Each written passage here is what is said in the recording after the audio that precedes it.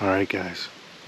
Welcome to the Deer Shop Podcast, presented by Siman Brothers Outdoors and the Leaky John Boat Company. He went and watched a movie that has a $200 million production budget, and then the next thing he watched was our video on YouTube that has a $0 production budget. This is the first buck I've shot in over 10 years. Your track job was the first fun track job. That kind of like, I think part of my life was influenced by that night. Then you miss him 3 times with a rifle at 70 yards on video for the whole world to see. That's what Caleb did. 5 years ago, we couldn't shoot a deer at 100 yards with a slug gun. Now you're shooting turkeys at 100 yards with a shotgun. Joey takes The shop is closing up. Make sure he takes all his right antlers. You can't leave anything. All right, guys.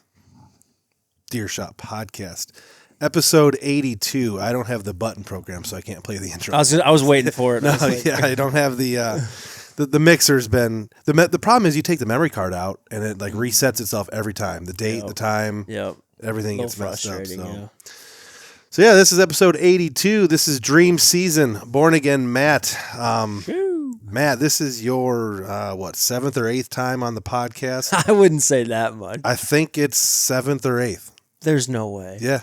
It's up there. Because we had you on to talk about your season last year. Unless you're including some of like our Indiana stuff. I mean, those are podcasts. I'll agree then. So yeah, there was one the first year, talking about your season last year. I had you on for Indiana. We had you on for hunting country deer. Yeah. Kentucky twice. So this might be your 6th. Hey. 6th or 7th, but number 1 guest spot coming up. I'll let you give yourself a quick introduction before we banter for a while, just for the audience. All right, so yeah, I'm Matt Williams. If you guys don't know me already, I have a podcast channel as well, Born Again Bowhunting. Myself, Kevin, Jerry, Jarrett, but we call him Jerry. Cromer and Black, we kind of run that. Kind of did the YouTube thing for a while, but we've slowed down quite a bit. Ooh. Yeah, all of us are having kids and, just life, we're all 30 now instead of in our 20s and have endless time. So the podcast is definitely something that we can do. And the YouTube thing's just, I don't have the time to edit anymore, which is frustrating. I wish I did, but it's just the sad truth. Yeah. Our schedule, thankfully I have the schedule that behooves the editing, but I can understand if you didn't have the schedule we did like we do, how it'd be a little bit tough. We're going to you guys next week. Yep, on Thursday. Yeah, we're gonna be on your guys' podcast next week, Thursday. I'm not sure when that one airs. I believe this one that we're recording now is gonna be our next one. I know we have a couple in the hopper, but this is gonna be February. What would Monday be? I can pull up my calendar. Oh man, I'm bad with the dates right now. Like 17th. The 17th, yeah. 17th is when this one's going to be live. Don't forget, tomorrow's Valentine's Day, boys. Yeah. My girlfriend's birthday is the 18th. That's why I know. Don't mess that up. My wife's working, and then I'm watching the baby, and then I'm on call. At least get flowers or a card or something. She bought these fake. My wife bought these fake roses, like for like $1 a piece at like Hobby Lobby or something that are on our centerpiece. So like I have roses in my house Just give all her the one. time. Yeah. Pull it out of there. Yeah. Chew this. Put it in Blair's lap. Our final Deer Camp Chronicles episode is live. That went live last week. That's the season 2 finale. So if you guys haven't checked that out, go over to YouTube and check it. I went on my first shed hunt today. Hey. We officially have started shed hunting season. It was very cold to go shed hunting. It sucked. You're freezing, I bet. It was, I mean, once you're moving, you're okay. So I thought it was going to be a little bit more overcast and rainy type weather. It was actually a little bit brighter than I wanted it to be, and then it started snowing on me, which really kind of made it impossible. But I got 2.5 miles in. I didn't find anything. It was a shed hunt, but I was just doing all the known trails in certain areas. I didn't really the basics. I wasn't crawling around in the thickets and going crazy yet. We haven't had some of our target bucks on camera in a week, but the fact that I didn't find much tells me they might still be holding on. I was actually going to ask you guys about that. I'm glad you brought that up. At my place this year, I've got a lot of standing crops still, and I've noticed that like during that cold snap where the snow was on the ground for a month, dude, they were hammering it. But then once it melted, they left. But then a lot of them haven't come back yet. Yeah, so I think ours might be the same way because the bucks that we were watching that were hammering the food, once there was a period of time where the food kind of ran out, we didn't refresh it right away and it melted down. They haven't been back since either. So I don't know if they changed their pattern or if they're just knocking out regular browse a little bit more now, or maybe they did shed and went back to whatever summer ranges. I know there's a lot of physiological changes that happen with the deer right now. The testosterone drops, he sheds his antlers, and a lot of them will move back to wherever it is they spend summer. I think that's the case, and that's what I was going to bring up. Like, I think 75% of the bucks that were on my farm, or whatever, they're not there anymore. Yeah. And I truly think that they've transitioned to their quote unquote summer, hideout or whatever, because going back to food. So it's weird. Every year we'll find sheds that are out of place. Yeah. Like it'll be off a buck that we maybe don't know or haven't seen in a while, or a deer we weren't expecting to find a shed off of. And then there's a lot of times where we don't find the sheds that we're expecting to find because they've been there all winter. They were feeding. The ones that should be easy sometimes aren't. It's funny how that all works. And I know there's a lot, like you said, there's a lot of changes happening right now with the deer and their ranges and where they're spending time. And, spring is looming right now. I am excited though, because one of my best 3-year-olds actually got shot the last weekend of bow. I don't know by who. I've literally asked every single neighbor that I've made contact with if they've shot the deer, and nobody knows who shot it. He had to have gone miles. Mm-hmm. So which is not unheard of. Not unheard of at all, yeah. So he was there during that cold snap where there was all the snow. He was eating in my beans, and I had some bait out for him and stuff just to try to keep him alive. And they were there every day. As soon as it melted, gone. And then he came back a week or two ago, and he was limping real bad. You could see like a tuft in his hide. I think you sent me a video. Yeah, 100% got shot, and he just showed up last night with one of his sides missing. So I'm really excited to go look for that. We have a couple halfies right now. Yeah. The bucks that are showing up, they're all like 1 and 2 year olds. Yeah. Well, we have that one, I think, 3-year-old. He showed up with a half rack. He might He's be there 2. right now, actually. Yeah, he might be 2 years old. Spoiler alert. Yeah. There's a deer that our buddies kind of knew about that were hunting in one area, and then he randomly showed up on some of our other buddies' trail cameras like 3 miles away last week. Really? It's a very easily recognizable 3 deer. miles. He moved 3 miles at this time of year. So that he might and it's a very mature deer. It's not immature. Yeah, this is a 7, 8, 9-year-old deer. The fact that he moved that far tells me he might be heading back to wherever he summers too, Yeah, I agree. Before he dropped his antlers, so. No, 100%. Ethan, you locked in your tack dates? Yeah, me and Isaac are going down to Glen, West Virginia. You're doing the West Virginia one? We are doing the West Virginia one, yeah. We're doing Saturday morning and then coming back Saturday night. The Seven Springs one sells out in about 30 seconds. So yeah, it's further away though, in Pennsylvania. Glen Jean is the closest one. Is that a new one this year? It's a new one this year, yeah. Okay. Because the one in Michigan's a little bit further. Yeah, Michigan was like 6 hours. There's one in Indiana now too. PA was like 5 hours. Kind of where we hunt. Really? Yeah. That kind of same little area. And then there's not one in Ohio yet. I don't know why, but they need to put one in Ohio. What does TAC stand for? Total Archery Challenge. Is it just a private company that puts on a big bow shoot? Yep. Yep.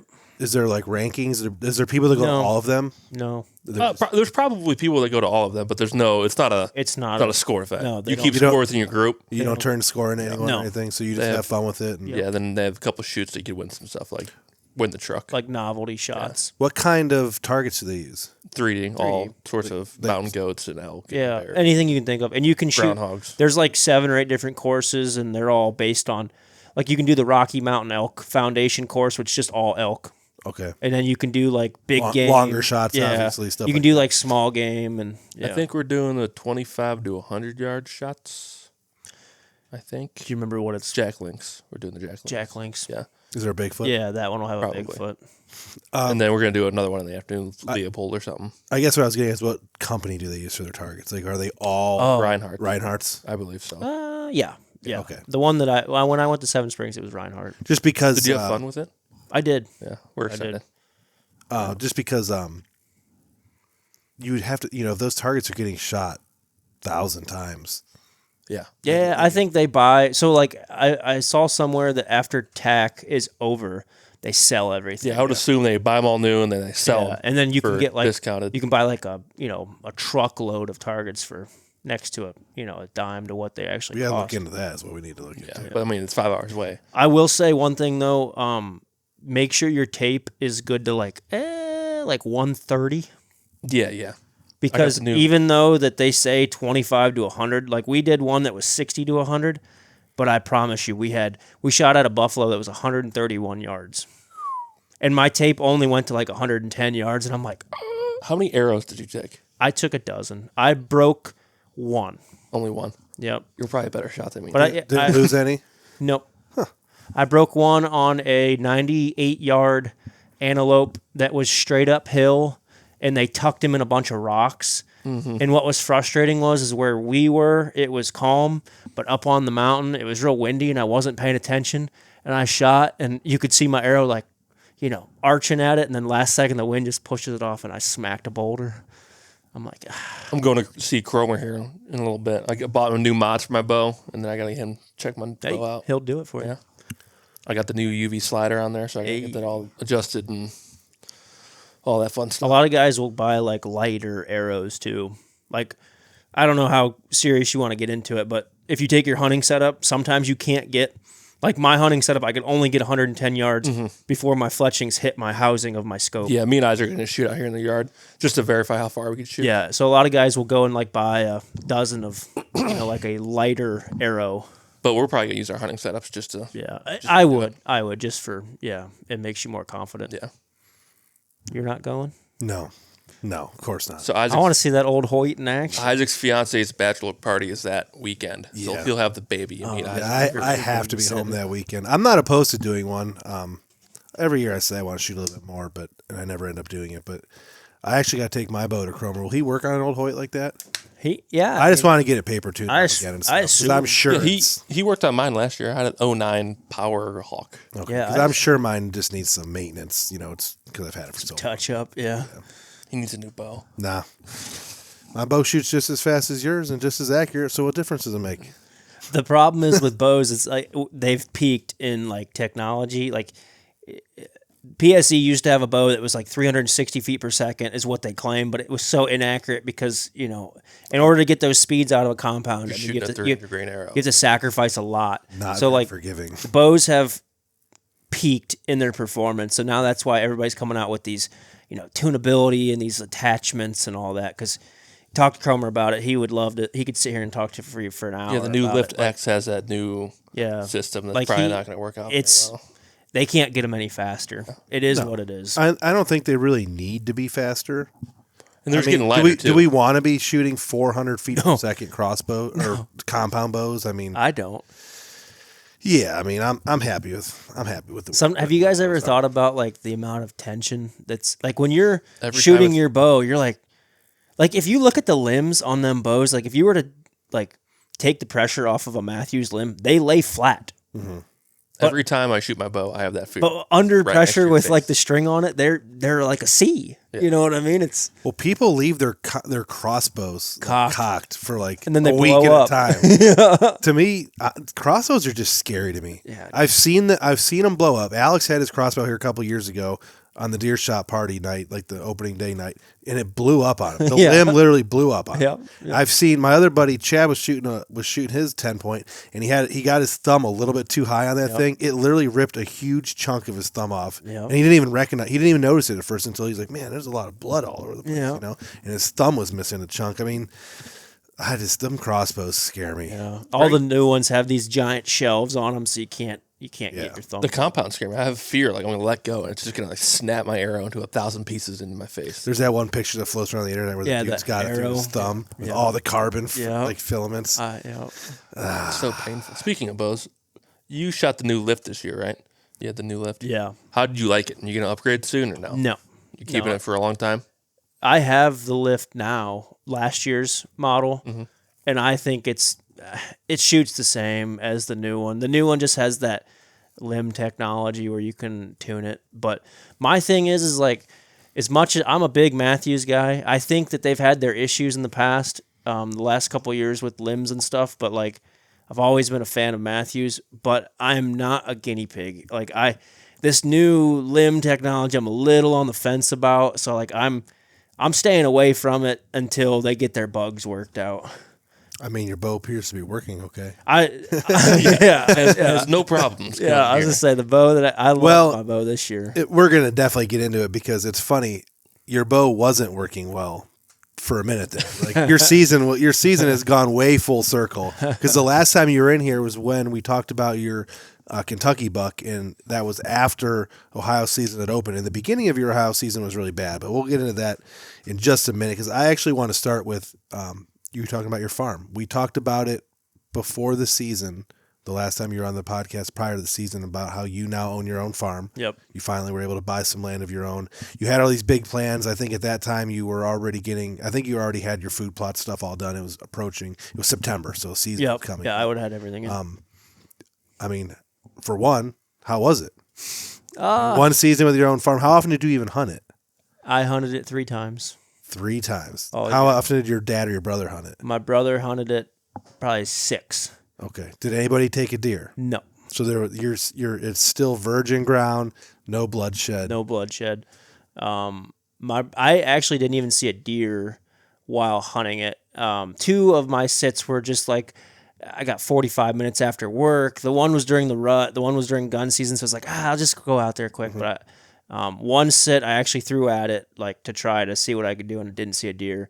My brother saw a deer 4 out of the 6 times, but we don't have. It's definitely not like this around here. Like we don't have the deer density. I was gonna go there. So the density of this area, what's it like compared to what? No, it's night and day.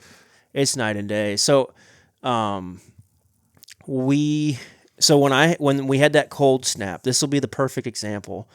We had a month time where we had snow on the ground. We were just talking about it earlier. I had, let's say, 15 to 20 deer using my food plots. Mm-hmm. Now, that was every single deer, I swear, within miles, because I would walk my property and I'd see all the tracks. There's still nothing like around here where you've got 50, 60 deer on 100 acres. Like it's nothing like that, but you would see your deer tracks. You're like, okay, I've at least got deer on my property. One of the neighbors let me hang some cameras and let me bow hunt. And I was actually walking, and he has a lot of ag as well. I was walking late season, still with the snow on the ground, to go retrieve my cameras. It was a ghost town over there. I didn't see a single deer track on like 200-acre farm. Do you think, since you're surrounded by mostly large ag there, right? Correct. Do you think, and I think Spaniel kind of runs into this with his property because his is also surrounded by large ag, and we just talked about with him a couple weeks ago on here. Do you think that there might be, because of the large fields, if you go, let's say 2 miles to the south and you cross 2 fields over, I'm just throwing out random directions. Yeah. Do you think there might be a spot where there is maybe a little bit of a better bedding and some food, and there's 100 deer over there, like literally 100 deer stacked up? I wouldn't say 100. Okay. Because I've drove the block multiple times at night, like just trying to figure out where these deer going. I can't find them. Is it lack of cover? On me, you're saying? Just in your general, where we're hunting right here is actually a lot different. You used to hunt this area. You still kind of do hunt this area. And the way we hunt here, I mean, this is still majority woods here. Yep. Where you're at, it's majority ag. So do you think that the fact that there's just not a lot of cover around you just traditionally makes the deer not yard up in those areas? Just use them as pass-throughs? Yeah. I mean, the problem is there is larger chunks of timber, but they're, mile or 2 north, mile or 2 west, whatever. But there's like my neighbor that directly touches me. He has like 200 acres, but out of that 200, maybe 100 of it's wooded. Really? So like there is oak trees and stuff. Like what's the habitat like? His is you can see through. It's mature timber, not a lot of browse, not a lot of cover. One thing that I really was frustrated about was I thought that I had all the bedding, and he has it all? Well, no, he doesn't have it either, and I think that's what hurts us. But when I bought the property, like the neighbors all had stands right on the property line, and like I had some thickets and stuff, so I was like, oh, I've got the bedding. Well, what I learned was I've got a lot of deer, and use that sparingly. It's not a lot of deer, but I've got a few deer that are on me early season all the way till mid-November. But as soon as that first cold snap hits, I've got a lot of like that. Like walk through a river bottom and there's like that grassy stuff. As soon as the snow hits it, it all falls down and there's no cover for them. Yeah, it's nothing. No, so it's not sustainable cover year round. So I've actually got a guy coming out, I think next week. We were actually texting today to try to schedule it. He's going to come and mark a bunch of trees for me, and I'm going to do a bunch of TSI work. So you could do a bunch of hinge cutting? No, he doesn't believe in hinge cutting, and I've done a lot of research on hinge cutting too, and I think hinge cutting was like a fad for a little bit, and I'm actually like trees that are I'm not a habitat specialist, so I don't know trees that aren't no beneficial aspect to them. We're just gonna chop them down. Yeah. So like I couldn't even name ash. Like I mean dead ash, stuff like that. But like I do have a good little grove of some oaks on my place, and we're gonna really try to cut down we'll call it invasive whatever, to let the oaks grow and let the natural browse come back. And so he's gonna come over and we're gonna really think about it. And yeah, but to answer your question, I really liked it. It was fun. It was different. I wish I could have hunted it more. No big ones showed up. What's the biggest deer that did show up? 50s. No big deer. He's got 50s. But he showed up once. Oh, no, okay. once. Okay, that makes sense. So like, big deer, just bigger than deer I shot this year. No.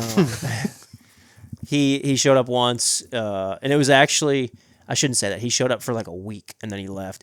It was actually during that cold snap.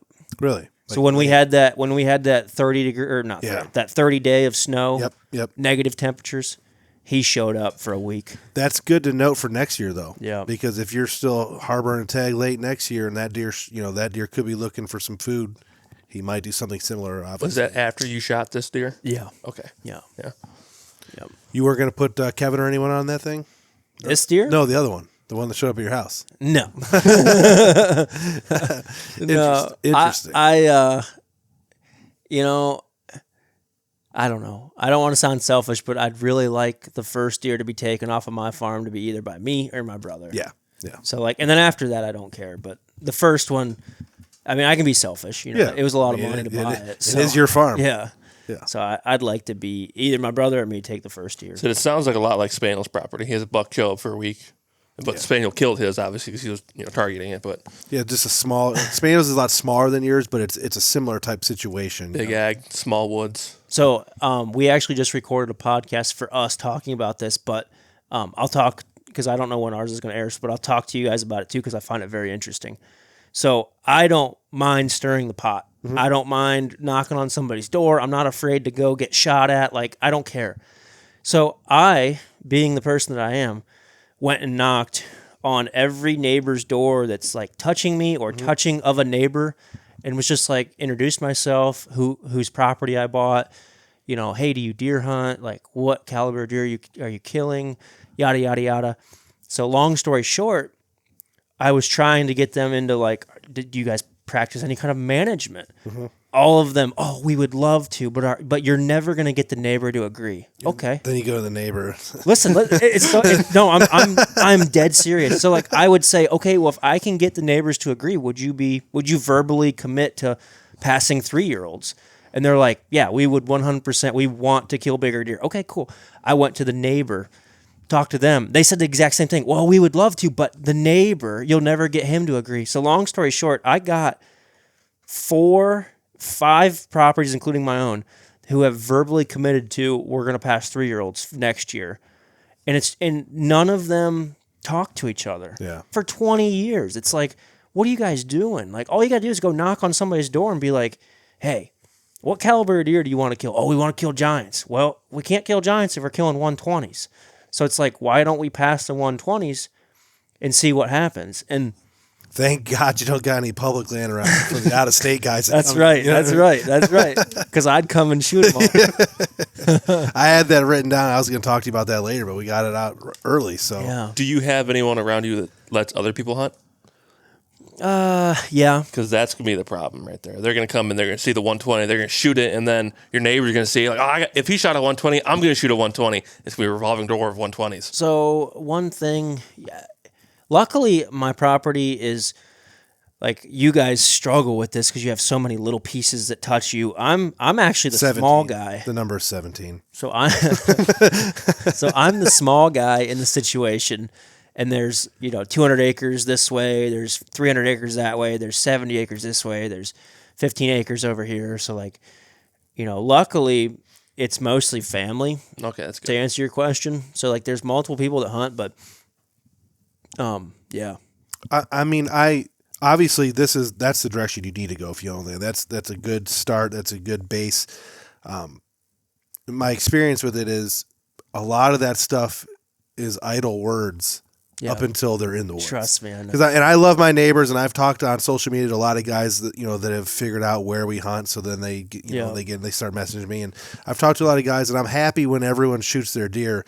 But if I would put out a bulletin saying, hey, we're not going to shoot this buck, let's just say some random 120-inch 3-year-old that we had, until when that deer shows up in front of some of these guys, they're definitely going to shoot it. Yeah. Like, there's no doubt about it that they're going to shoot it. Of course, everyone wants those deer to live, but all the neighbors that I actually have talked to this year, Luke ended up talking to the one that way. Mm-hmm. I talked to the $1 million neighbor who sold all his stuff. The neighbor that we helped build the food plot for to the north, and then the neighbor that touches him next to that, all those guys, all 5 of them, there was 5 total, killed 3-year-old or younger deer. Ouch. The one neighbor, the guy to the north with the big food plot that we helped, that we've really developed a good relationship with, I ended up finding a trail camera video because the deer he killed I never had on camera, which is odd, right? But it was gun season, deer getting moved around. Yeah, got pushed. I did find a trail camera video after he showed, like, when he showed me the picture, I'm like, oh, good buck, man, it's awesome. And he's like, asked me what I think it scores, and I told him, to me it appeared to be a 3-year-old. But I got a trail camera video of it, and watching the trail camera video, he might have just been a 4-year-old, but he just small, for whatever reason, he didn't add a lot of rack to him, but he had a very large, streamlined body. It wasn't, big ass the whole 9 yards. Yep. But the point being, there's a lot of, it's always good to talk. It's always good to have the conversation. It's always good. The $1 million neighbor who's selling, he talked to me about how he's only killing big bucks. He's only going after the 150s. He's a big buck fanatic. He wants the area to be great. He's willing to do this, willing to do that. And then I find out from another neighbor that he wounded a buck and never found it earlier in the year. And then he killed the buck he did, which was probably a 120-inch 3-year-old, and his daughter killed a 120-inch 3-year-old. So, you tell me one thing, and at the end of the day, they ended up doing something different, which is fine, but, it makes me form my opinion right there of, like, your trustworthiness on what you say is not exactly what I'm do. Like you said, I'm not naive or, like, ignorant to think that just because I talk to my neighbors that, magically they're. But I am going to try with my hardest to send them some pictures of some deer as I get them. And that's one thing that I feel like I almost have to build, like, a trust with these neighbors. Like, hey guys, like, this deer, and this deer, let's try really, really hard not to shoot. This deer, go ahead and shoot. This deer, go ahead and shoot. And then, like you said, if I don't know, the conversation was made, I'm happy that I at least had a conversation with them because all of them said that they wanted to do it, but the neighbor wouldn't. And then they said the exact same thing about the next guy. So everybody's on board now, at least verbally. So, and here's another issue I run into. I may be a little bit of like an overshare, but I want to gather intel at the same time. So, like, I share a lot, hoping to get a lot, and I want to know these things. But what it boils down to is if you start building these relationships with all your neighbors, if there's 5, 6, 7 guys that are in the block hunting, are you going to get a trail camera picture and send it to 7 people that are all your neighbors? You know what I mean? Like, and then you tell one neighbor, not the other neighbor, then they're going to be like, oh, Matt's holding out. It creates a weird situation. I understand. I like to break our farm up into kind of like pieces. So, like, the neighbors one way, I might let on some information about deer that are on that side of the farm and not the other side. Yep. And every time I walk a piece, I found 2 stands today that weren't there last year, bordering. I was actually on the neighbors that I'm allowed to be on. and this person only allows us and one other person to hunt, but there was stands bordering hers. And then it reminded me, oh wait, there was a guy that used to text me like a year or two ago, said he hunted that farm, but I can't remember what his name is. So like I wouldn't even be able to contact him or find it if I wanted to. But what it boils down to is there's so many guys hunting so many deer, you know. But the effort was made, and that's awesome. I mean, that's what you have to do to try to at least get one or two of these deer to survive to the next year. Yep. And the last thing I wanted to ask about, was there any particular deer that you know, obviously this 10 point, you brought him up a few times, that you are very excited about for next year, like a deer that you might even target? So I'm actually not even that excited about the 150 that showed up for a week, because showing up on a standing bean field for a week is like, and not to say, don't take that the wrong way. I'm excited about score. Like I'd love to shoot that deer, but I don't think it's realistic. It could be next year, but I don't think so. Honestly, there's a 3-year-old 8-point and a 3-year-old 9-point that were kind of like homebodies, and both of them have made it. The one was actually the one that I was just talking about earlier that got shot the last weekend of season, but I hope that he doesn't die from infection. But those two are, if they make it, I'm not passing a 4-year-old on my own property for my first buck on the property. So those 2 bucks are fair game next year. They probably won't score. The one that got shot, if he wouldn't have got shot, probably would have been like a 50s class buck, because he was mid-30s this year as a 3-year-old. But like the 8-point is just a bully buck, kind of. Yep. Like just small, 125-inch 8-point, like nothing crazy. We know those kind of deer. Yeah, we harbor half dozen of them every year. So honestly, I would rather shoot him, to be honest, and like hope that the potential 150 next year grows, makes another jump to a 5-year-old, and then you have potential 160 plus to chase. But, isn't that the Don Higgins thing? Like shoot all your bullies, shoot all the bucks you don't like. Well, I think to let the 10 points and the 10 points and the 12 points, those are the ones you want to let get 6 or 7 What years does old. Don say? I think he says it like 3 if it's, don't quote me on this, but I think Don's method is like a 3-year-old 8-point has to go. So it's weird how I've thought about this a lot and started to pick up on it a lot. Those 3 and 4-year-old 8-points that score, like the one, the one you got on here, like yours is a little bit older, but like the one Luke has, his is a little bit older too. They kind of stay that way. But he was like that his whole life. That's what I'm saying. Yeah. So like that deer was probably 130-inch 4-year-old 8, yep, 120-inch 3-year-old 8, and they basically just fluctuate 10 to 12 inches and every throw year. Trash. That's right. all they do. That's Luke's buck over here. He was bigger last year as a 4-year-old. Yep. Luke's buck was clearly bigger as a 4-year-old. So the point being, you get these 3 and 4-year-old 8s. When you hear that they get killed, you're kind of sad. But the truth is, in order to grow those freaks, those mainframe 10s, those big giant bucks that that guys like Don Higgins shoot, they let their 5x5s live and get to that older class age. 6, they 7, kill 8, all the smaller 3 and 4-year-old 8s. I don't know if I fully subscribe to that, having 40 acres for you or 120 acres for us. We don't have enough land to really hold all those deer, but there is something to be said about it. Yeah, I was just going to say the same thing. I don't have that luxury of... If I had 600 acres, we'd be a little bit more selective, but we don't have 600 acres. If you could lease 1,000-acre chunk somewhere, then but... Speaking of your food plots, were you happy with them this year? Any major changes you're going to make? You can roll the same thing. I'm leaving. So I have like a middle field. It's a couple acres. I did a 40-yard strip of clover and chicory around the outside, and I did standing corn in the middle. I'm just going to rotate that into beans next year and just leave the clover and because like early season, oh my gosh, the deer just that early October, mid-October. It was this year. It was up until about October 21st, 22nd. Our green clover plots were just getting destroyed. That's where we had all our great encounters. And then like it got cold and the rut started to kick in and like they vanished from them. Like they just abandoned them at that point. But they were great in October.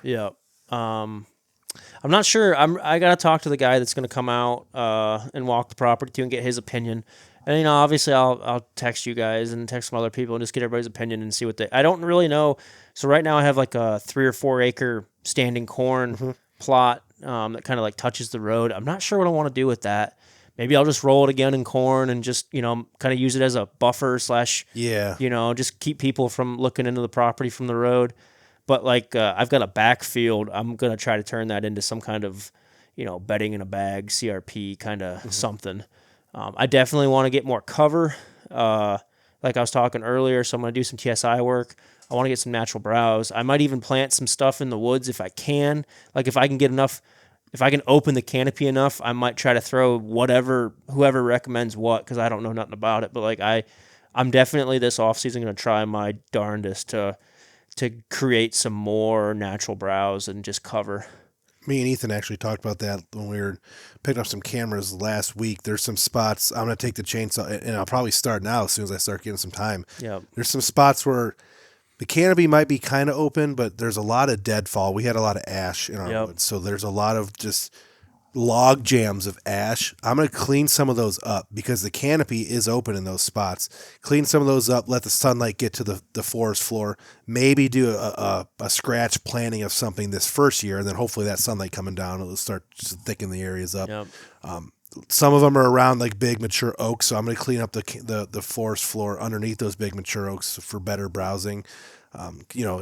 If you have an awesome tree dropping acorns, it doesn't help if there's a bunch of dead ash log jammed underneath them where the deer can't get to them, Yep. So we're going to do some chainsaw work. No, because they're illegal in Ohio.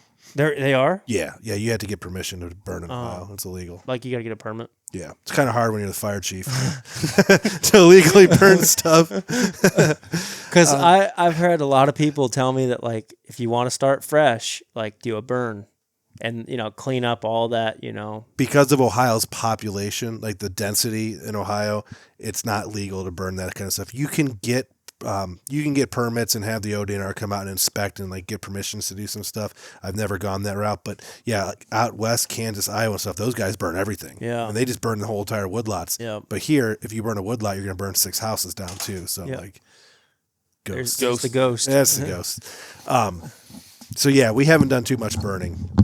Interesting. Yeah. I'm glad that you said that because I was kind of on the fence on whether I was going to do some research and see if it was worth it or not. What fire department is out there by you? Probably Polk Jackson Perry. Yeah. Well, he might have some better luck out by him to get a permit. Because you have way less population down there. Yeah, there's, like I said, there's giant chunks of land that surround me. So, like, it's not, I don't have a lot of people. I just have people that shoot everything that they see. Yeah, if our fire gets out of control, we'd burn 18 houses down in our woods. Yeah, that's 17. Yeah. And then the last thing for your property, and we'll get on to some of your trips and your successes here, was the trespassing situation. Whatever ended up happening with that, or did I ever tell you that? So you did. You texted me about it when I was sitting right here where I am now, and I was podcasting. Oh, I remember at the time. that. Yeah. And then you talked about it on one of your podcasts, and I remember listening into it, but I can't remember if you gave a resolution. I probably should have been a little bit more strict than what I was.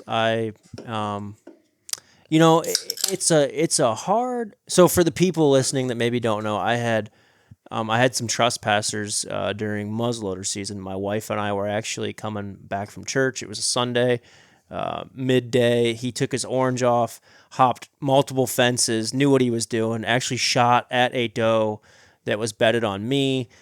Supposedly missed her. I looked for a little bit, didn't find any blood, didn't find the deer, so maybe he did. Long story short, there's still snow on the ground. Dude's a complete idiot. I backtracked him. He went onto a neighbor's property. I then knocked on said neighbor's door, ended up being one of their nephews or something. Long story short, I had him come over to the house that night. I ended up talking to his dad, and I was like, listen, if you don't want anything to happen, he better be knocking on my door tonight. And he came over, knocked, and he was very apologetic, obviously knew that he was in the wrong. I have 4 or 5 videos of his face, like with no orange, walking, with a muzzleloader in his hands. Like, he was caught red-handed. And I went back there and like filmed the tracks, so I had more proof. And I didn't press charges. And this is what I was getting at. Like, it's the first year I'm living on the property. I don't want to create enemies with neighbors. And, in their defense, he had permission to hunt it for years when. That's what I was going to Yeah. ask So about. like, even though he knew that he wasn't allowed to be there, he did know you had bought it? Yeah, he took his orange off. Okay. Like, he knew he was doing the wrong, but like, you know.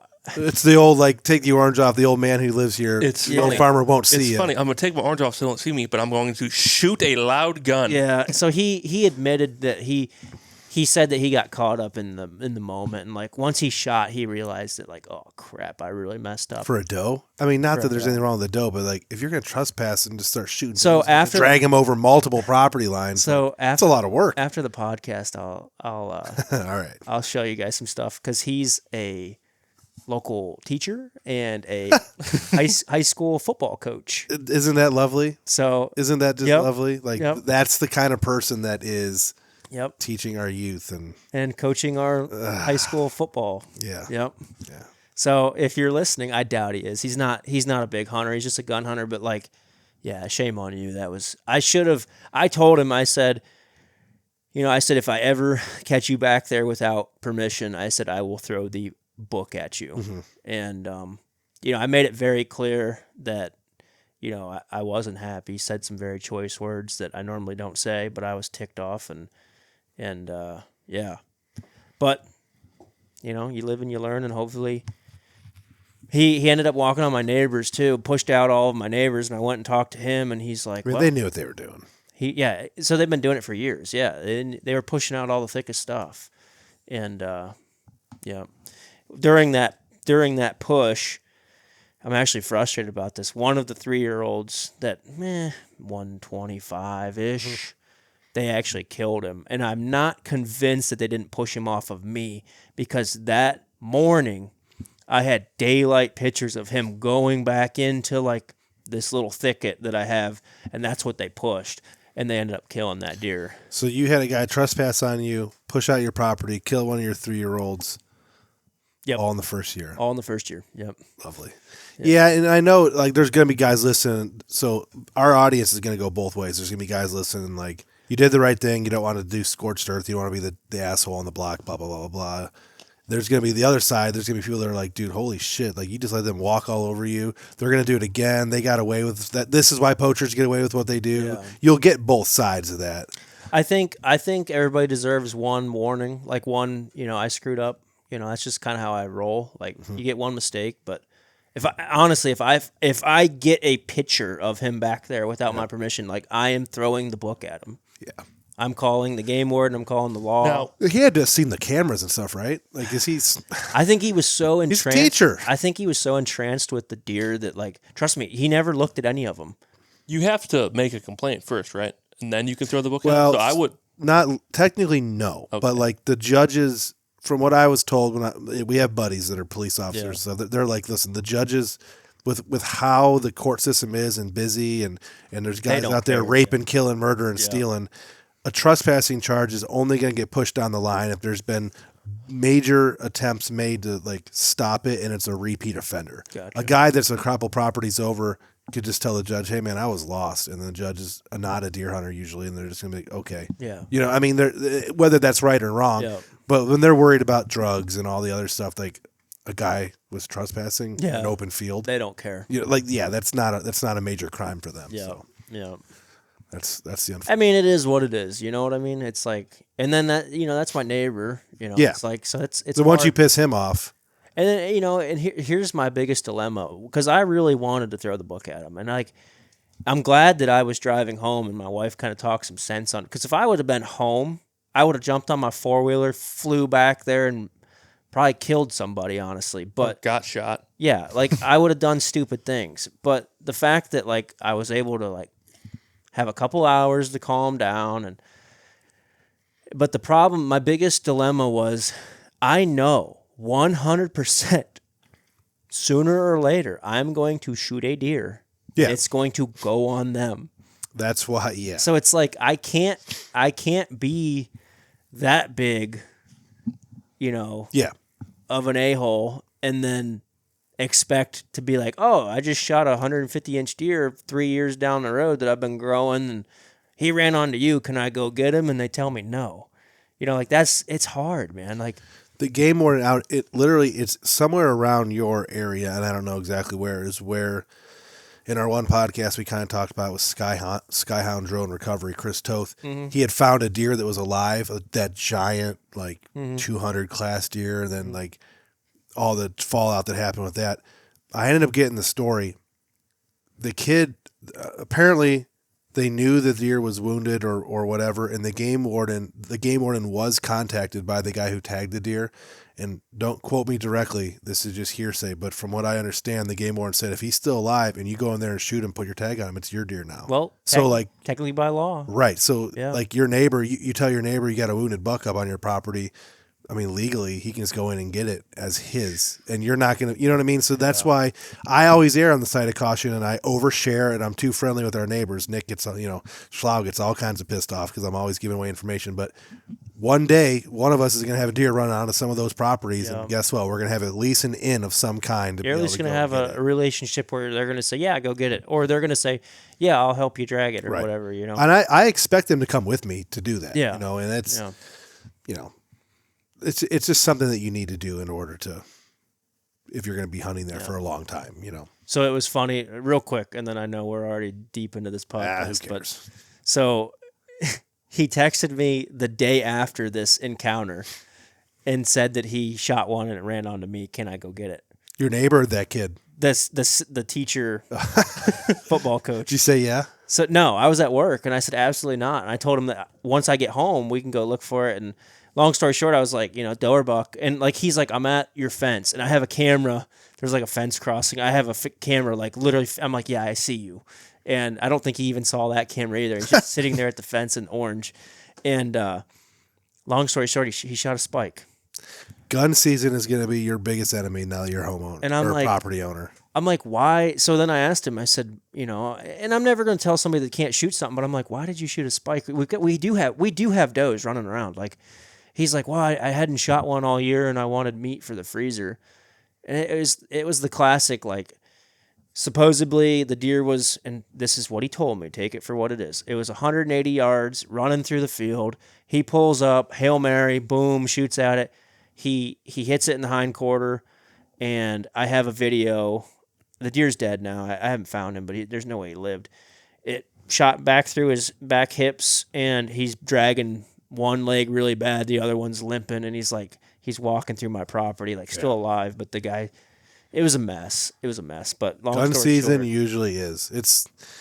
It's very unfortunate because I do enjoy some of gun. I do enjoy the atmosphere of gun season. We've had some great times with gun season, but with the good comes the bad. Yeah, and it can get ugly real quick. It's frustrating. I know deer drives are tradition. I think I hate them more than anything in the world. They're just sloppy. They're not as fun as they used to be, and like you just shoot anything. And people shoot small bucks and kick the antlers off. Oh, I didn't have antlers. I think they were more fun back when we either were naive to it or didn't realize or didn't care much about the neighbors hunting. Yeah, like we had more of a we thought it was us against the world, and it doesn't matter, and it's fun, and who cares, and the deer will be back next year. But the more time and money you spend on your properties, and you start watching these deer and you start building this repertoire with the deer in the area. All of a sudden, it's like, well, yeah, I'd love to do dry state, but we're not doing my farm, or we're not doing this farm, and then eventually you're down to like there's nowhere to drive. Yeah. Did we? I don't think we did one this year, did we? We didn't do our traditional. I went on a different one. Yeah, you went on some different. You said they were horrible. You know what you should do? It was a good time for the tradition, but I did not enjoy. It was different because it wasn't with my brothers and my friends. Yeah. Like it was with my friends, but not the original group we always do it with. Do you have a muzzleloader? Yeah, you do. Yeah, you took. Well, no, Luke's. I missed the buck. Okay, so you have Luke's muzzleloader. Yeah. You just need to go down to Southern Ohio with THP and dude, it's just it's disgusting. 40 of them. That I could you imagine? Do you know where they're doing it? Yes. Like, you know exactly where they're doing it. You want to go? We can go. Do you want to just make the video next year? Just run through the woods, like, What if it was squirrel hunting? What if they were pushing one of those those sections and you just ran through it? That's the thing. If you know exactly where they're going to be, let's just go out there at 3 a.m. and I'd post up. I don't. You know what I mean? I don't know exactly where they're at, but I definitely have within a 20-minute Does it have 3 letters? The abbreviation of this place.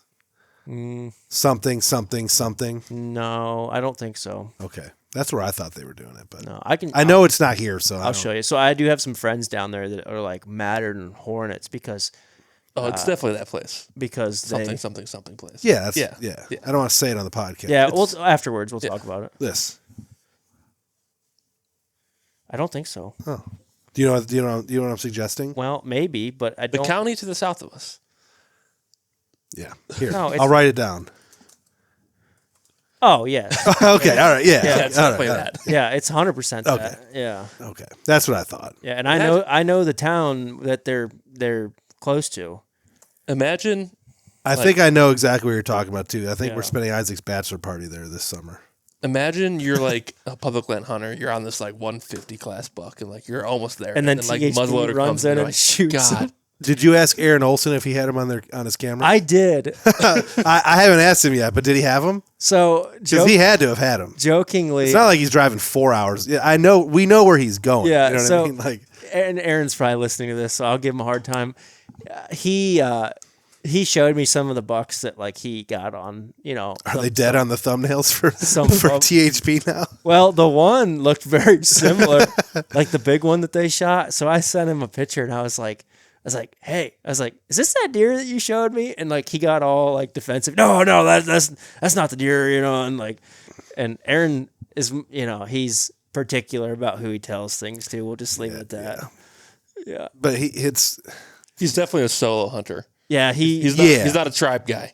No, and we are tribe people. Yeah, like us. That's probably why we get along so good, because we know exactly what it's like. But yeah, Aaron's like not that way. So when we had him on our podcast, he actually talked about it. He's like, I hate like bringing a cameraman, and I hate hunting with people, and he's like, I'd rather just do it myself. He's alone. I still like to hunt by myself, but like with the group setting. You know what I'm saying? I can relate. Yeah. I don't necessarily like to be in the woods with two people in a tree all the time. I could never do what Aaron did and like drive to X state and spend 2 weeks by yourself, like living in your car. Isaac does it. I personally could never. I could not. No, I'm not. And I've had opportunities to go with Isaac to do that stuff, and I choose not to. I'm a social butterfly. Like I have to come back to camp and talk to everybody and eat good food and. Yeah, a couple days by yourself, you get lonely. So like Isaac and Jay is definitely that way too, and like Aaron. But like for me, when I think of the perfect hunt, never has it been me by myself. Yeah. Never has, like, in my head has it been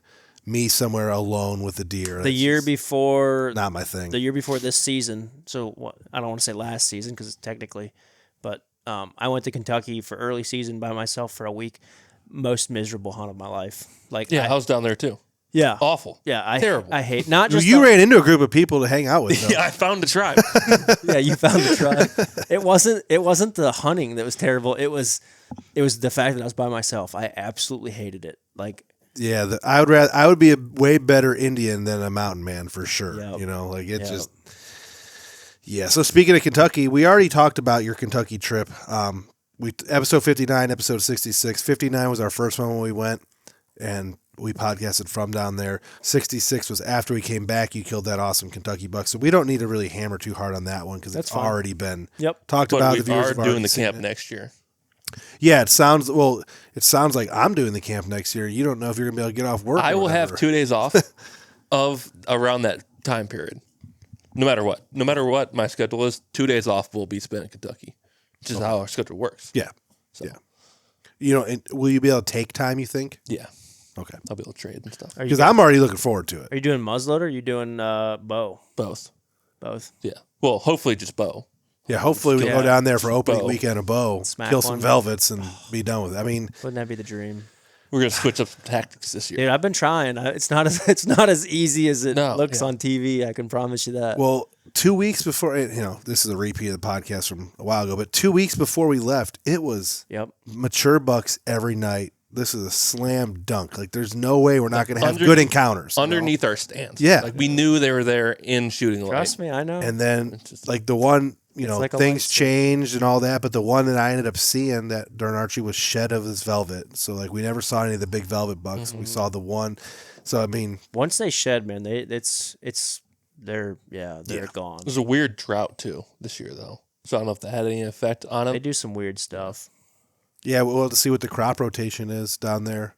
I've learned that because of the soil, most of the time it's always beans. Yeah. I'm okay with that.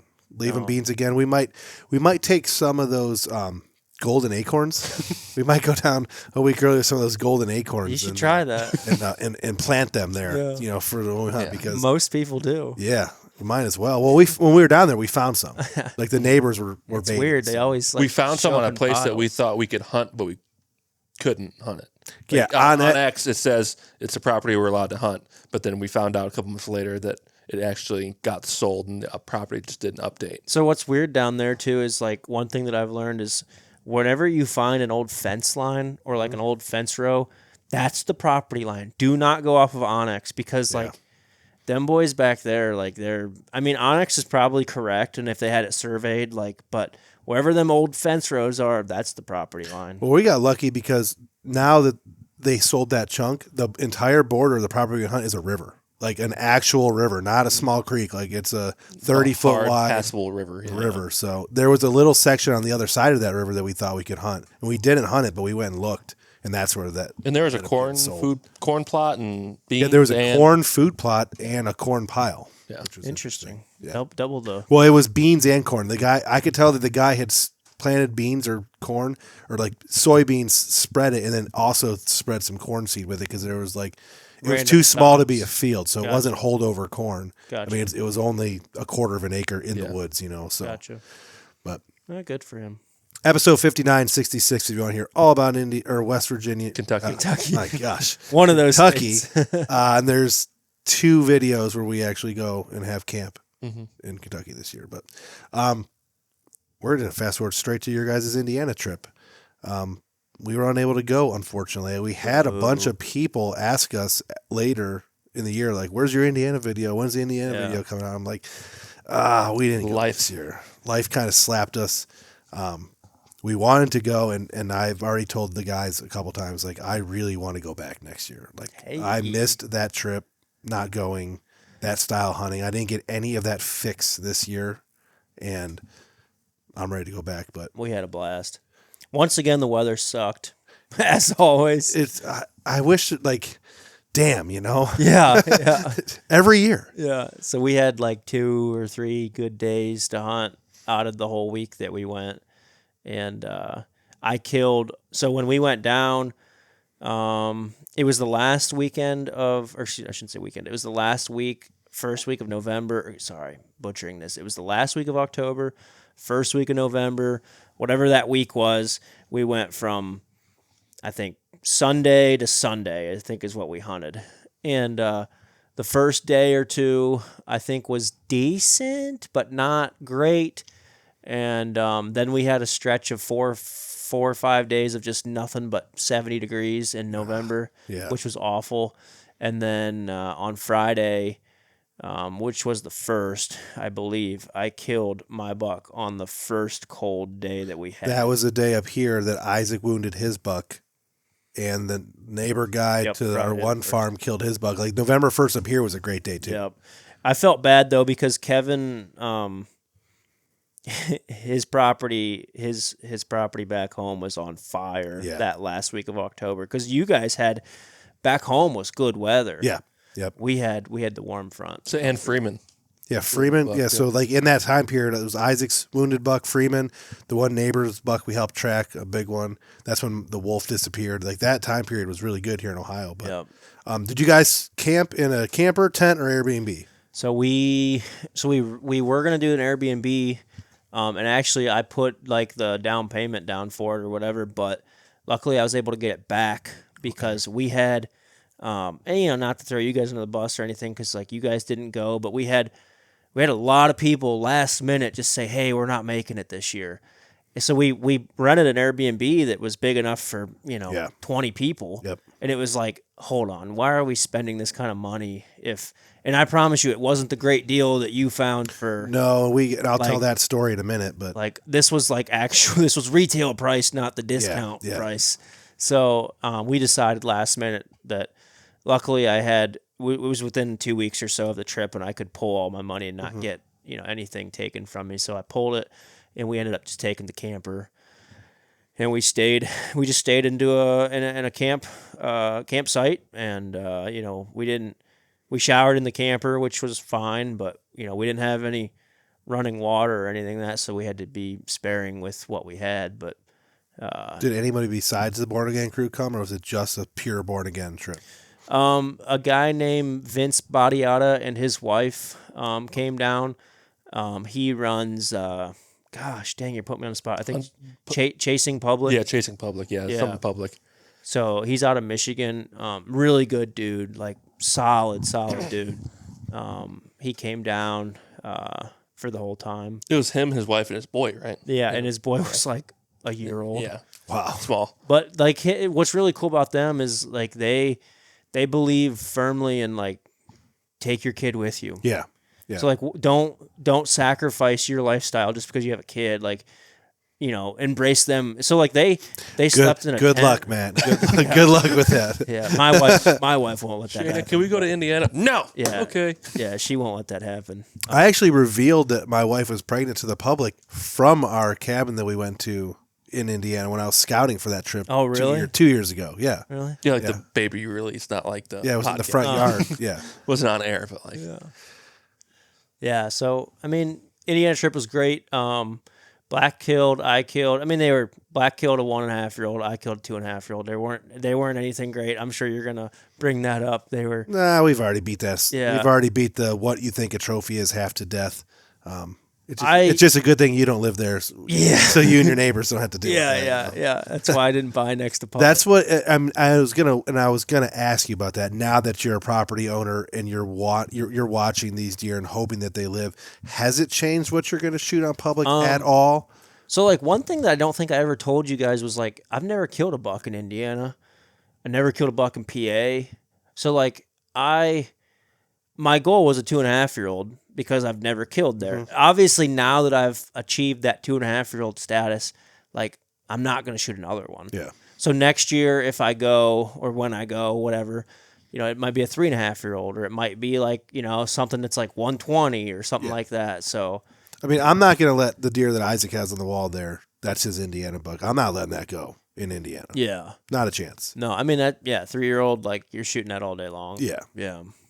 But I just wondered if your perspective had changed any because now that I mean, not really. I just put myself in the shoes of a lot of times, like that buck. You guys gave me a hard time for passing that buck I passed 2 years ago. Probably a 1.5-year-old, maybe a small 2.5-year-old. But why did you shoot? It would have been it was perfect video, 10 yards, all that. And I'm thinking to myself, I would get so mad. I would get so mad if my neighbors were doing that to me. So I didn't want to do it to these unknown people that I don't even know down there. I respect that. I mean, I don't know. I just think it's public ground. And I think that like, if I'm going to spend the money on a tag and take time off of work, like I'm going to try my darndest to fill the tag. Just like them THP boys in their drives. Right? I don't do the driving and But I mean, next year, like, my PA buck is obviously a little bit smaller than Isaac's that's hanging on the wall by like 10 inches or so. But like my PA buck's very similar to that, just maybe 10 inches smaller. But like if I get a PA tag next year, I'm not shooting a 2.5-year-old. Like my goal now is a 3.5-year-old. So where you shot, I guess. I'll wait till we get to the PAs. I was gonna ask you some questions about. Yeah, the we'll PA just buck, save it. So your big thing I know this year for your Indiana deer was that you kayaked them in. Yeah. So how'd that go? Did you almost tip the boat? How was getting out? So I don't have the nicest kayak, to be honest. I don't have one of those like $300 Dunham's kayaks. I actually have a fishing kayak, and it's a Pelican 10-foot. I think we have a couple of those. I think it's called like houses up in the lake right now. 110 catch, I think is what it is. It's a nice kayak, but it's not like anything fancy. It's like a $600 kayak, not like $1,000 kayak. So I was a little bit worried. I think the weight rating is like 300 pounds, and I'm 220, so it's like I'm close to that. Plus all your gear and your bow, and you throw a 150 pound deer on there, and you're like, But honestly, it was smooth, and I'm really happy that I did it because I 100% know that if I was ever in a situation and killed a big one. I might have to leave some of my bags and my bow, but I could get him out, come back, get my stuff, and then, but like it was. How far of a kayak was it? Like how far of a trip? Half a mile, no. 10 miles? I mean, I'm not sure. I would have to onyx it to see. I would guess a mile and a half, 2 miles. The water was deep enough for all that? It took us 45 minutes to kayak that far in. So. Could you access it with a John boat? Yeah, up to a certain point. Like the kayak got us probably another 300 or 400 yards past what a John boat could. Because man, a John boat with an electric motor would just zoom, Yeah, and Black actually has a really nice high end, $2,000 kayak. He actually has a trolling motor on his.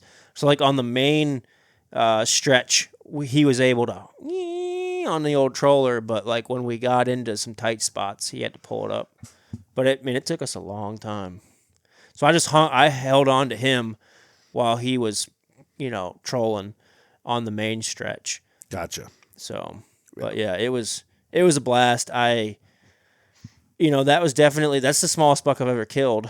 Other than my first buck when I was, Were you guys seeing any? Was there any signs or seeing of any larger bucks? There was. I know you said the sign drastically changed from the year before. Yeah, so sign was different. I think there's a little bit more pressure down there now. I think more people are starting to learn the area. Yeah, damn.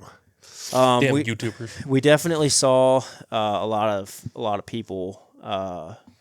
Just parked in spots and driving around hunting. But also we were closer to that November time frame. Yeah. This is the latest we've ever gone. We've never hunted into November. The last day of the hunt, Kevin and I had an encounter with like a probably mid-50s buck on public. Really? Yeah, and I mean, it's frustrating because Kevin got a picture of him the day before, and we were like, we have to go in there and try it. And it was an area that I was familiar with, but I wasn't, and Kevin had never been in there, and I wasn't super, super, super confident. So like Kevin and I went in there and I was like, all right, buddy, it's either going to be this tree or that tree. And I'm like, I'm leaning more towards this tree, but like, I'm not sure. And Kevin's like, well, let's just get into this tree. And it was the wrong tree. And if we would have picked the other tree that I had said it was either this tree or that tree, we would have killed him at like 20 yards. Damn. So, but yeah, we saw, everybody saw bucks. Kevin saw, he was actually really close to killing like a 130 3 or 4 times. He saw 3 or 4 times. He saw him, I think 3 times on hoof, while hunting, just never within bow range. It was weird. I'll explain more after the podcast is, off air so people, don't really get where we're Key at. in our location, yeah. But like he was using some terrain stuff that was just crazy. And Kevin would constantly like make adjustments and he would get closer and closer and closer, but the buck never, how it is, it's hunting. Any rumors or words on that big giant one from 2 years ago that you guys shared with the world? Yeah, no, we didn't share with the world. You shared its location with the world. I actually got a picture of him. He's still alive? I got a picture of him the other day. You got a picture of him the other day? Yep. You have a camera still there? Dude, you boys don't know nothing about me, son. When you're a pro staff and you get 50 of them for free, you can just leave them wherever you want, No, I had somebody share it with me.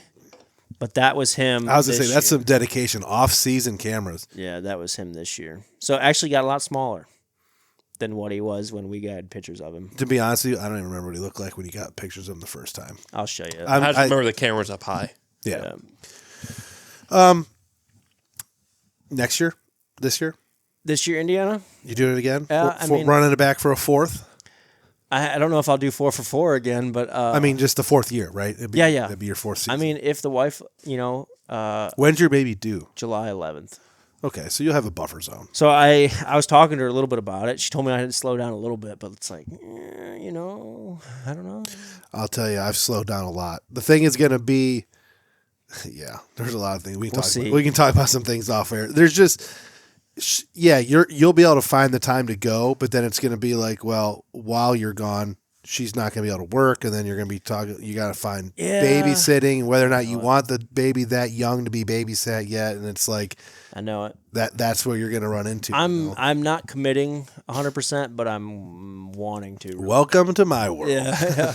But I want to go. I can't commit a date or a time or anything yet. Ethan's schedule's so up in the air. I know I ended up getting all of November locked away. So I'll be able to go sometime in November. If What's we can create Isaac's some schedule time. look like?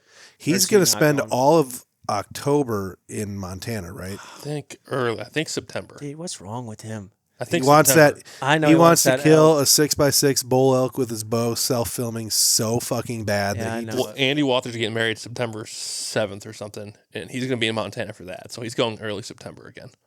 Okay, that's right. So he's Because he'll be there when we're in Kentucky.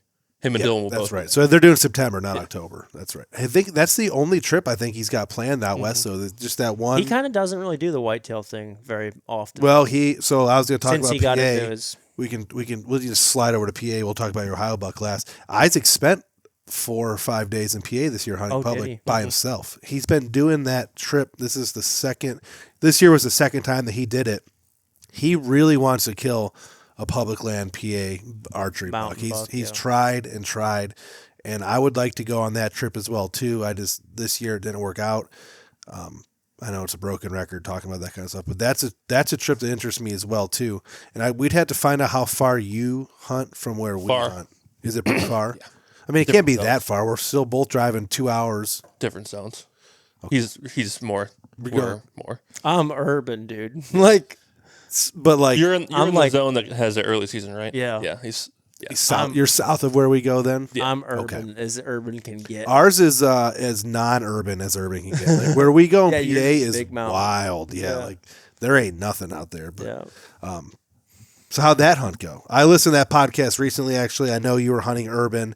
Your buddy from Buckeye Brothers. Yeah, kind of Brad. hooked you up with that. Yeah, he definitely. Like I don't even want to claim any credit on that deer. Like I pulled my bow back and made a good shot, and that's all I did. Like the dude got me permission. He basically we talked about it on a map. Like it's not like he told me to go sit in this tree, but like he was like, all right, this is the area where I think we would have success. You know, like let's get in there early, and then you can pick what tree you want. I mean, I picked the tree, and here comes a 100-inch 8-point, and I was like, "Yep." And he was filming for his channel. Yeah. Was that kind of the deal with that, or is that Yeah. what he wanted to do? I gave him. I told him that he could use it. For Did you whatever guys it film Indiana? was. Yeah. So yeah. Black and yours. Black's and is buck? on kill or on film. Mine's not. I was self-filming, and what happened was the deer just came in so fast that I was like, push the camera to the side, draw my bow. But like Kevin's encounter is on film. Black's kill is on film. There's a couple, but I don't think we're gonna do anything with it. Kevin's 150s on film, Mm-hmm. and there's 130s. Mm-hmm. Damn, Yep. that would have made a solid video. So I was filming Kevin with the 150, okay, and he was self-filming with the 130. you guys got to find like an intern or something to help you with know this it. stuff. Like you got to find. We have content. It's just You have to find your 17-year-old Amish kid to help make your videos. It's just like somebody to do it, man. It's impossible. Like it's just, it's just impossible. I would like to see the finished product of that Indiana hunt, but I know that that's probably not. And especially as time goes on, you're going to release a video from 3 years ago. You know? No, probably not. But So yeah, going back to the PA, he films for his channel, and like I told him he could have it if we had any success, and I mean, I don't want to beat the dead horse. It was an urban environment, and it was something that I've never hunted before, which was definitely eye-opening. Mm-hmm. I talked about that a little bit on my podcast about how it almost felt like it was cheating. But you said the deer still acted like deer. There was just a lot of them. yeah, but it was weird though. Like, for example, when we pulled into the drive, so for one, we're hunting $1 million establishments. Like, we're in a $1 million development. It's not like cookie cutter houses that have lots. It's like Custom homes. It's like $1 million house that has like 5-10 acres. $1 million house that has like 15 acres. But they're all like, it's still very urban. Yeah. And It's very Seek One-ish. yeah, it's very, very Seek One-ish. And we pull in, we drive down the drive, and my buddy's like, we'll probably see deer, and who knows? Like, just keep your eye out while we're driving down the drive. And it's a beautiful blacktop, beautiful house, and there's like a pull off where the landowner told him to park. He pulls off. There's like 3 or 4 does laying in the dude's yard. We get out, we put our stuff on, we put our backpacks on. I grab my bow, and like we are at the truck. These deer are within let's say less than 100 yards. I don't remember off the top of my head exactly what they were. And we start like walking down the drive. They don't care. They're like chewing their cud like cows, like laying in the drive. And as soon as we stepped off the drive into the yard, that's when they got nervous. So like there's this like imaginary line where they expect people to like Hunter talks about it all the time, like the blue paint and the red paint. Yeah. Like it's so true. Like where they expect you to be, they don't care. But the minute you step off of that imaginary line, they freak out. So it was different. Like we got blown out a bunch by does, and like they knew there was something going on. But as they were blowing at us, they're also eating like some old lady's bird seed. You know what I mean? Like I don't know. If I killed a giant urban, it would definitely not feel the same, in my opinion, as killing a giant in like the hills or something like that. I want to see this area because I listen to the podcast. In my head, I have an idea of what it looks like, and I want to know if it's like actually like a big valley with the houses on the top. It's pretty much what it was. You're hunting. You pulled off blacktop on the top, and then like you kind of went downhill and then set up. That's pretty much what it was. I wanted to show you a picture though of because I took a picture because I just wanted it for my own memory. So like that's the type of house that we were like that was what I was 100 yards from when I killed my buck. Yeah. That's exactly how I pictured it. Yeah. Yeah. Big mature trees. Seek one, like anything Seek one that you can think of. Just deer half the size. Yeah, just 100 incher. I'm sure there are some good ones out there. Not a 200 in that incher. area. Oh, so supposedly from my buddy, he has a buddy who hunts the area who actually killed a 160 like a week before I showed up. He said that there was like a 170 running around in that area. Really? So there's some good deer in there, but would you have shot him? The 170? Yeah, 100%. Would your buddy think anything? So wait, I asked him. I said. So what's funny is, I was supposed to go down the week before, but logistics it just didn't happen. He actually saw a 130 while he shot 3 deer off the property. So he shot 3 does, and he's seen a 130, 100% 130. And so I asked him, I'm like, what happens if like a random like 150 walks by? I'm like, are you gonna be mad at me if I stick him? He was like, no, I don't care at all. But what I'm getting at is he told me, he's like, there's a good chance that might happen. He's like, you don't know what's gonna walk by you. Yeah. So it was interesting. I might go knock on some doors in that area next year. You're gonna make that a thing? I think so, because it's a short drive. And I can sleep at my buddy's house, and if I can walk out there, and I hate to sound like this, but like the urban thing's just different, man. There's a lot more opportunity. Yeah. So like that's all I'm gonna say. Like I've been dabbling with the idea. Ethan's gonna give me like cold eye across the table, but like there are probably some people that we know that we could get some permissions in urban areas up here. We had that one lady at the fair. Well, just like I'm sure, like without giving away, I don't want to say names on there, but there are some people we could get some permissions from on the outskirts of like Medina, and I would be curious if we threw up a mock scrape, maybe a bait pile in one of those like edge of the urban areas. Like I want to see the quality of deer that are hitting that, whether it would tempt me to go hunt it. Oh, I think it'd be fun. 100%. I think it'd be fun in the moment, and then you'd kill a buck early October and be sitting there like. But like, what if you run your cameras and like there's a 180 typical shot? You know what I mean? Like, it's possible. You know what I'm saying? It's like, possible. It's easy for me to sit here and throw stones at it because like we know that we can't do it right now. But if we obtain permission and then we had the deer on camera, it'd be interesting to see whether we do it or not. You know? I'm going to give the example. Okay. How many people are killing the deer that Lee Ellis kills? Nobody. Well, that's not true either. Do you follow the Ohio Trophy Bucks page? There's a 200 posted every single day. Well, there is a 200-inch buck killed in Ohio every single day in October and November. I'd say not every single day. Dude, if you ever look through the record books, like I wanted to find Dylan Horner's buck in the record books and Luke's. So Dylan's the net typical, or the net score on Dylan's is like 190 something, right? Oh, that's not even close to being but yeah. But he's like 400th. Yeah, I was going to say he's like there's like 400 registered bucks bigger than Dylan's 200. Yeah. I mean, there's 400 people who's killed a 200-inch buck in Ohio and registered it. So how many are non-registered? I don't register any of mine. Not saying that I've ever killed a 200, but I agree with that. Like a lot of guys, There's a shit ton of a lot of guys that don't care about record books. Lee Ellis is just a famous. Lee Ellis just has But a good personality, and he can run a camera. I'm saying consistently though. Like what I was getting at is like the dude's not running around, in farm country and on public and killing 240-inch deer. Like he's killing 240-inch deer in urban environments. So it's like they're there. 214's his biggest. Let's not give him too much credit. Is it 214? He's got the 214 and a 212. I thought it was like 240. No. His biggest one was the Ohio buck. The double drop time scored more than the one he killed this year. It was 214. I didn't know that. I thought it was bigger too. Yeah, I thought it was like 240. 240 is like, a 240-inch deer. We had one in here. Logan's 260, and it was, you can't even describe. Like this is a buck that I would shoot every year. Ethan would shoot every year. Yep. That's one antler on Logan's buck. Yeah, I know. It was insane. That deer was insane. I know it. It was sketchy big. Like it looked like a steroid freak. And that wasn't an urban deer, right? That was farm country. That was kind of like where you live type country. It was a big ag, small woodlot. Yep. I mean, I do believe that harbors the biggest deer.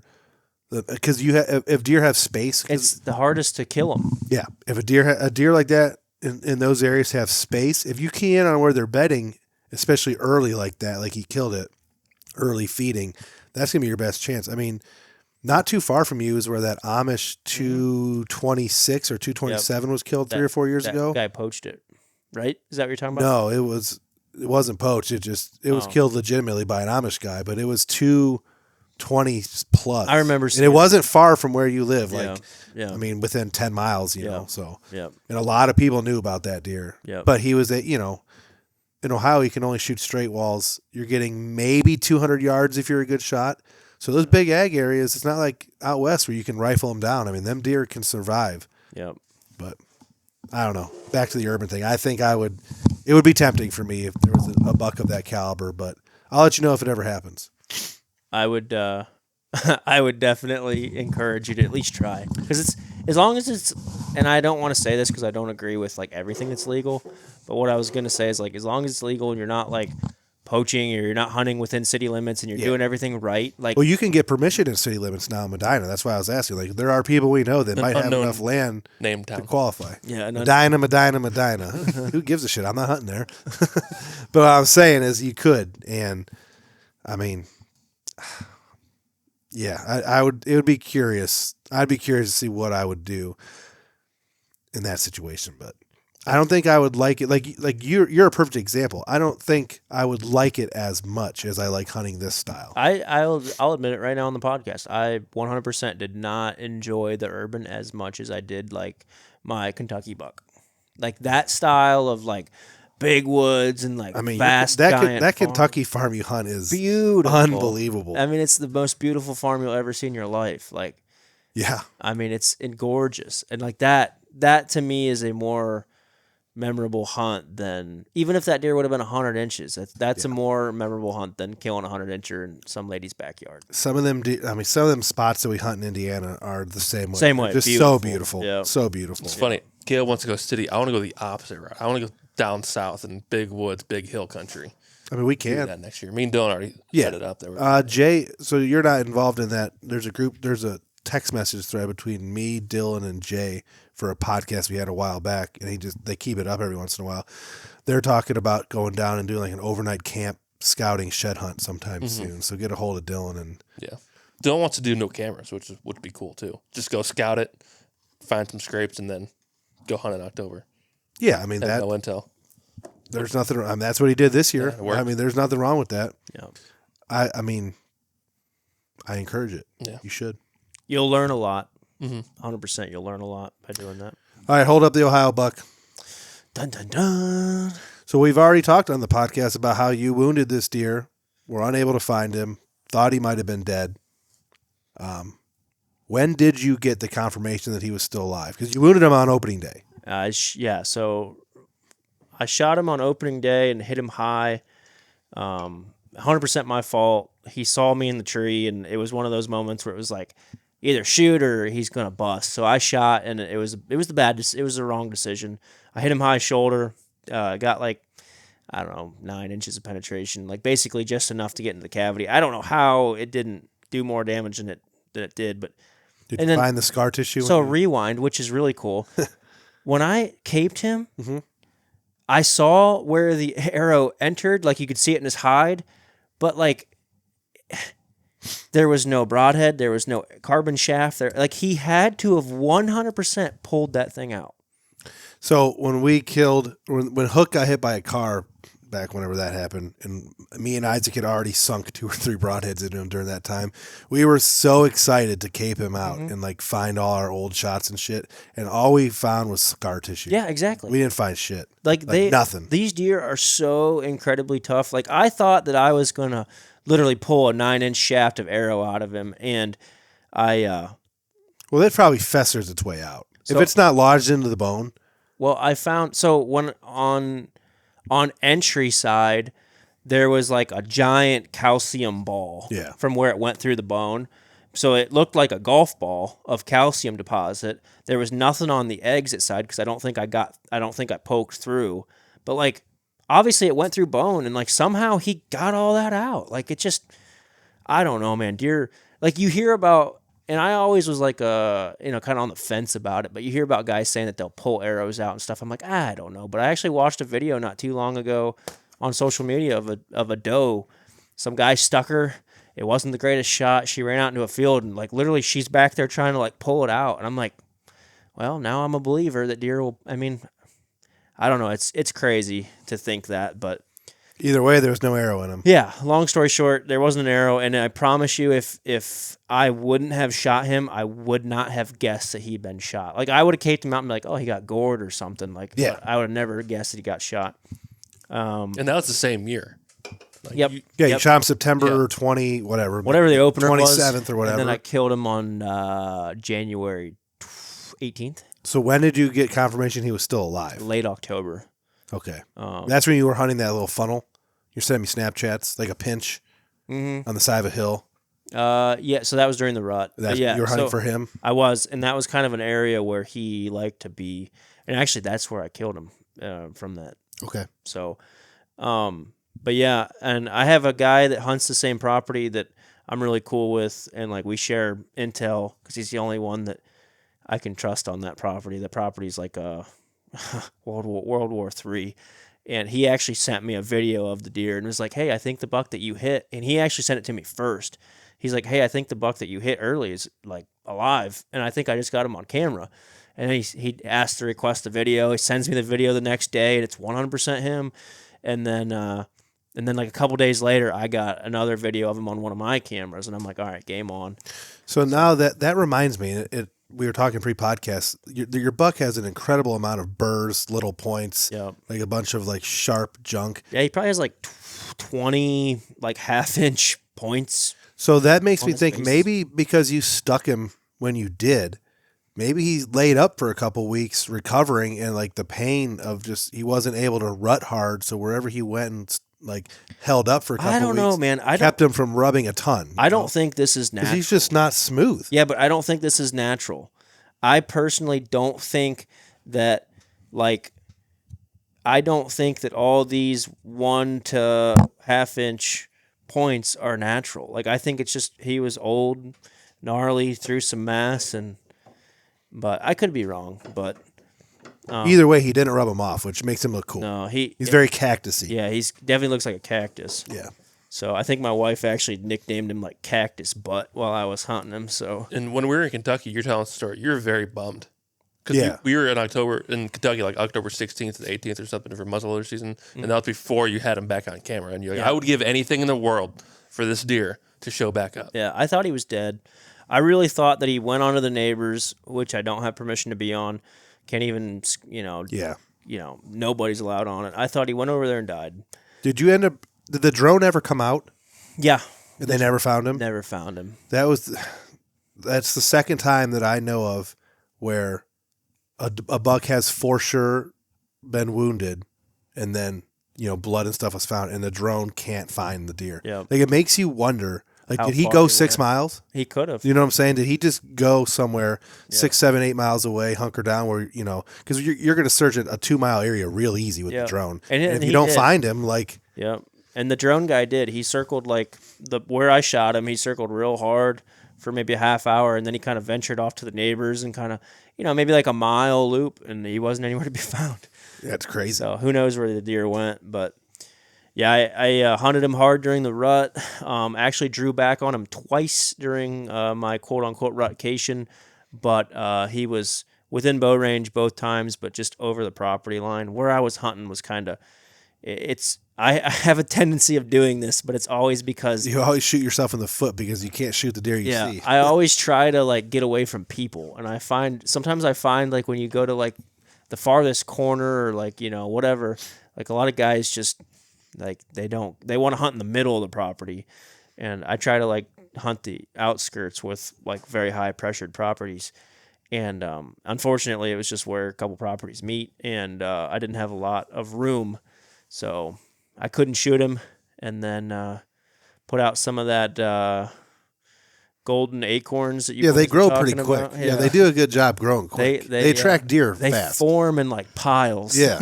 And I put some of that out late season, and to be honest, I hadn't got a picture of him since the rut, and I just wanted to see if he was still in the area. Threw some out, and within a day, he had found it. He daylighted 3 days in a row on the golden acorns, and then the fourth day he didn't show. I went in there at like midnight, dumped some more golden acorns, and then the next day... Did the night drop, huh? Then the next day I killed him. Yep. So, I hate that it's a corn pile buck. Your last two Ohio bucks. Yeah, I knew you were gonna say. I had to have that one in my holster. We know that deer have crazy senses of smell, but like you dump like a pile of corn in the middle of the woods, they're like, well, they know what it is. This late season, I was hunting deer. We were all hunting over corn. There was a night where I was hunting and I didn't have the pile refreshed, so there was like barely any corn left. And I watched this buck come in. And he got to like 60 yards. It was like a 2-year-old 8. He got to 60 yards and he like looked over, saw that there was no corn, just turned around. But it's like amazing how you dump it out and then they show up in daylight. Yeah. Like I could understand if like at night they're out wandering randomly and they get downwind of it and they key in. But like you have an empty pile of corn for 3 days with no deer showing up. You dump it out and they're there that night. Yeah. How? I mean, the logical answer is they just heard my side by side and they know now there's food. Like that's obviously the answer, but it's just crazy how they find corn so fast. I personally think that they smell it like on other deer and like nature in general. Like everybody cues like in. Smelling Burger King. Yeah. If you smell Burger King, you know where oh yeah, I know like Burger King's over there. Yeah. Like because it has its unique smell. You know? Well, I mean, I think like in nature, like animals cue off of each other. So like birds will find it first because it's a visual thing, and then whatever. You hear that wing flutter. Yeah. And I think deer. I think truly they just they like cue in on that stuff, and like maybe some does and some fawns hit it first. They go back and. That you can't tell me that deer doesn't smell it on their breath. Well, they have the multiple part stomach, so so they go lay down and they're chewing on it. Yeah, I mean. So like I think that they just know, like, yeah. And then, unfortunately with Ohio, and I know this is beating the dead horse, like with us being a bait state, like this buck, I'm gonna send his teeth in. I'm thinking he's either 6.5 or 7.5 this year. What are you gonna do if they say he's 3? Like what you know what I mean? Well, like, are they right or are you right? I have the pictures to prove it. Right. So like I could argue pretty like, hey, I've got 4 years of history or 5 years of history or whatever with this deer. They can come back and counter like that looks like the deer, but it's not. Yeah, they could argue. I don't know, but I could argue that I have a deer that looks very similar to him for the last couple of years. So, but yeah, I don't know where I was going. Just the smelling of like Ohio. Oh yeah. So he 100% with this deer being 6.5 or 7.5 years old. Like he has munched in a million corn piles. He knew exactly what it was, and I think with him being like an older kind of, sometimes they get more relaxed when they get that age. Like I don't think he cared. Like he just came in, strolled in, started munching. I mean, I drew back, it was 25 yards. I actually got lucky. it was super cold and windy and nasty that day. I remember it was the last day before Ohio's second gun. So I killed him Friday night, and I was wearing my big puffy, winter jacket. Loud. And I wasn't thinking about it, and I drew my bow back. And of course, we never practiced with our giant puffy jackets. And I drew my bow back, and I hit my arm sleeve. And luckily, he was close enough where it didn't deflect too much, but it deflected enough where I hit him like mid-body. And I think what happened is like the arrow actually got cockeyed when it was flying, and I hit him mid-body, and it actually went out his rear end. So luckily, by the grace of God, I caught femoral artery, and he went 30, 40 yards and fell over dead. But yeah. What broadheads were you using? Kudos. You were you? Oh, yeah. Factually? No. So we've been talking in our group chat, our one group chat, about the quartering to expandable broadhead shot has become a little bit more popular. Ethan's done it twice this year. Not a hard quarter two, but you have a deer quartering to a little bit, and you put those expandable broadheads in behind the shoulder and out in front of that back leg. It kills them dead. So it kills them dead, like hard dead. My PA buck was 100% that. So and they die quick. Once again, sever, and he came. My PA buck came in, and I drew on him. He's completely broadside, and he did that classic he's walking, and I was just kind of. He's at 15 yards. I'm just waiting for him naturally to stop. I could have plugged him at any time, but I'm just waiting. And he does that classic, he stops, and he looks over and gets wide-eyed because he sees us, and he does that classic half turn and looks at you. Yeah. And I'm like, well, I'll just tuck it behind the shoulder, donk. And like you said, so he was quartering to, stuck it behind the shoulder. It got lung, liver, guts, out the ham, complete pass through. Deer went 60 yards and fell over dead. So I think we have a lot of. So bow hunting is a time-honored tradition with the stuff passed down over years. 20 years ago when you were slinging them giant aluminum arrows that weighed a bazillion pounds with a 3-blade NAP fixed head, you had to take proper shots because those arrows, were going really slow, and your cutting diameter is really small. So a marginal shot like that had bad results a lot of times.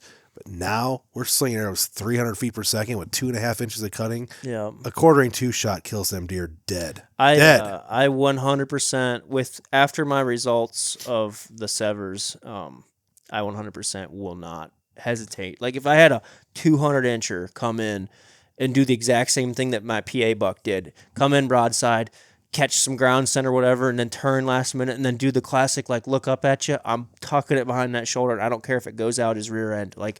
Those mechanicals will kill him. Do you know what shot is not good with a mechanical, though? The straight on. You think? We've had good results with the chest brisket straight on shot.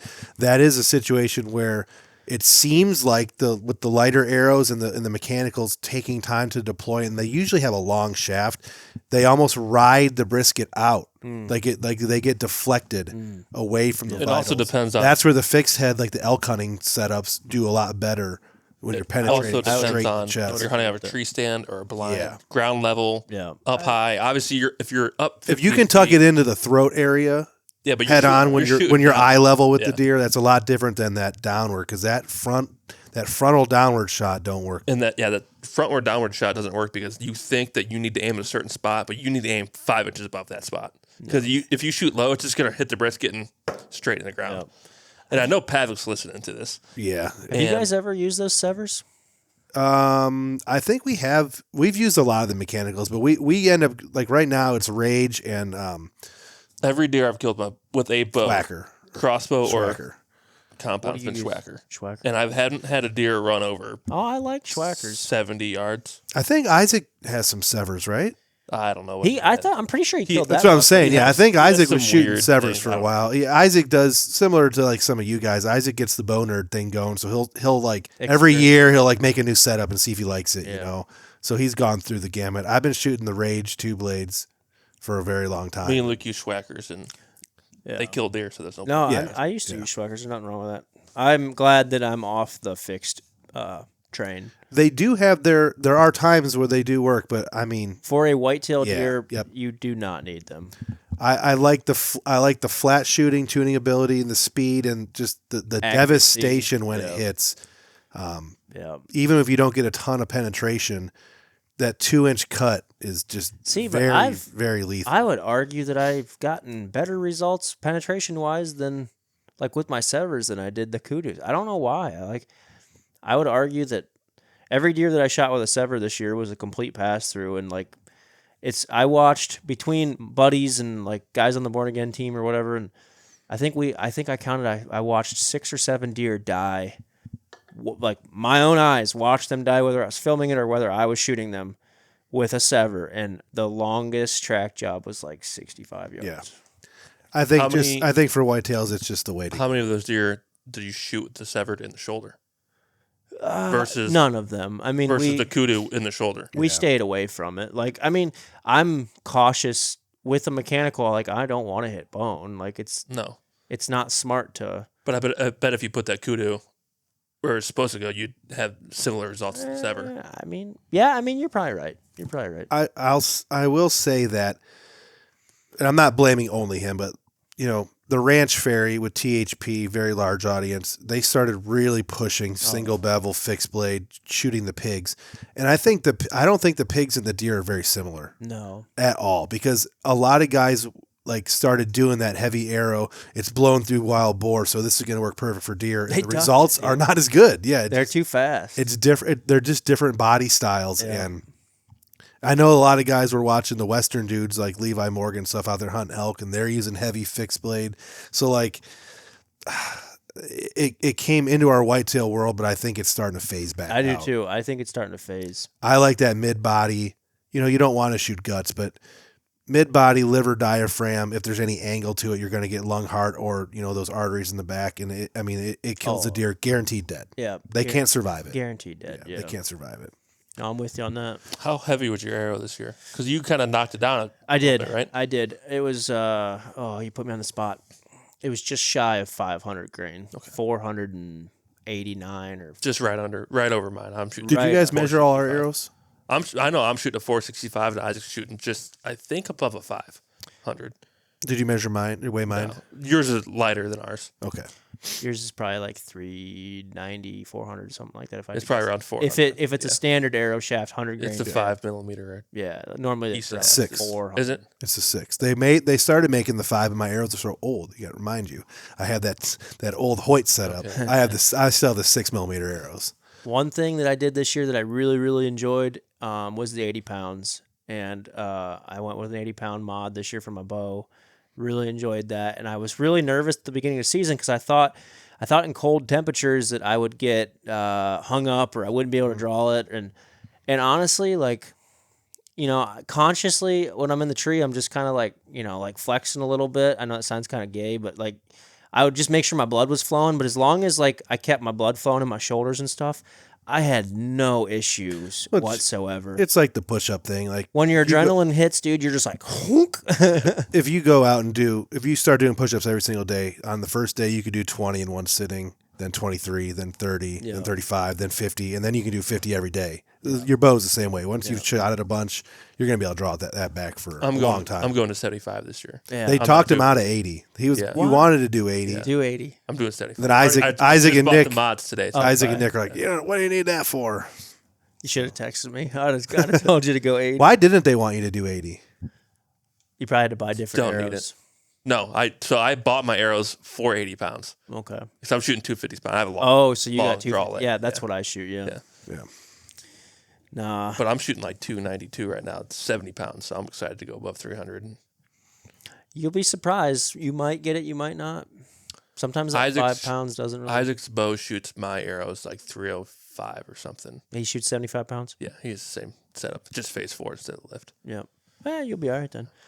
So what's next on your podcast tours? What podcasts are you going to be on after this? I said you mentioned that there was some coming, or my buddy that hunts with me in PA, he reached out, and then that mobile hunter with Chris, they might do something here soon. So, but yeah, cool. Yep. 4 for 4 dream season. Perfect timing too, because next year's gonna be rough on you. I think the good Lord definitely blessed me this year and said, "Hey, we'll give you a run." because the following year is going to be tough with the little girl running around. You'll still love it. You'll have to maximize your efforts before you might not be doing midnight corn drops and spending a week kayaking in Indiana. Acorns. Yeah. Come on, I'm better than that. No, I'm pumped. Now I wish I had all of my caps. Yes. Are you getting them all mounted, or Yep. are you mounting even the 90-inch Indiana buck? Mine as well. Getting mounted because my thing is like I don't care. Somebody's gonna walk into my trophy room and be like, "What's this about?" But it's like that's my first Indiana buck, public kayak. Like, I mean, it checked the off week before I could see my daughter. Yeah, I mean, it checked off a lot of. It checked off a lot of lists, but like this buck and my Kentucky buck, I have a nice fireplace and a mantle in my basement. Gonna be sweet. They're gonna go right above the fireplace. That's with your Kentucky buck. And they're both. I guess you don't have one. They're the wall pedestal. So like they're the. We don't have any pedestal mounts yet. So because the pedestal mounts work really good if you have lots of space, like vaulted ceilings, and you can put because we have. They don't work. Yeah, everywhere. if you start lining them up, then it takes up a lot of room. Yeah, but yeah. Well, awesome. I do appreciate having you on. We're going to come next week at this exact same time. We'll be at your guys' place recording with you. You guys are a little bit nicer. You feed and wine and dine and do all that. We'll have some food for you boys. If it was a little bit nicer out, maybe we would. In the summertime when we do these podcasts, we tend to do a little more cooking, but it's cold out here in the wintertime to try to cook. So. Yeah. No, it's all good. I enjoy coming over and bull crapping and just talking deer and This will be I believe this will be the last in our list of like deer success stories. This will be the third one in a row, unless we get Jacob Emery. Yeah, we're gonna have Jacob Emery. If we can get him recorded in the next week and a half or two, then we'll have him. He had a spectacular season. He killed like 5 or 6 bucks. Texas, Tennessee, Kentucky, Indiana, like all sorts. And a couple of places. them were dandies. Yeah, he did. I'm excited to see how that goes down, and I'm gonna try to pry him what his big news is. That he hinted that like big things are coming for him in the outdoor. I thought it was industry. him with Osseo gear. That could be. Yeah. It might. When did he release that? Not too long ago. Because there was a post where it's like he had a post about how I never believed that my journey would lead me to where I'm at now. I saw that. Yeah. It seems like he's starting to do the whole. As a solo guy, it's easier, similar to Aaron, some of the other guys we know, like Derek Craig and those guys. When you're a solo outfit, you can take on more of the sponsors and brands. They don't have to pay you as much, and they don't have to give you as much. Yeah, because like we've talked about with our group, there's constantly 6 or 7 of us that are on the videos at all times and stuff. So like they would have to give us 6 or 7 of everything. Yeah. And that wouldn't work. Plus, money and we deal with that all the time. Like, it's a lot easier for a solo guy to be like, hey, give me, a couple grand and and whatever your product is, and we'll call it good. Yeah. And they're cool with that. Real quick though, I wanted to ask you because if anyone's still listening, I wanted to get this, officially in the podcast. When is the Sasquatch Bigfoot episode? I was thinking about that today. I think it's gonna have to be a summertime. What? It might have to wait. You think? And you know what? I was also thinking about this. After turkey.